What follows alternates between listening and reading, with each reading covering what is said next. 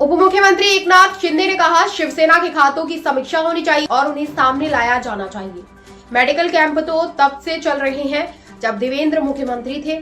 क्या आपको याद नहीं? आखिर हमारा काम जनता को बेहतर सेवा सुनिश्चित करना है और यही कारण है कि हम एक टीम के रूप में काम कर रहे हैं। शिवसेनेच्याकडे असलेली जी खाती आहे त्याचा आढावा घ्यायचा, त्यांना चालना द्यायची।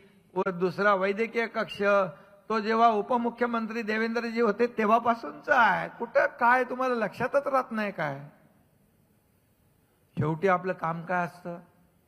लोकांना सेवा जास्त मिळाली पाहिजे, लोकांना ज्यादा सेवा मिळाली पाहिजे, लोकांना सुविधा जास्त मिळाल्या पाहिजे, यासाठी आम्ही सगळे टीम म्हणून काम करतोय।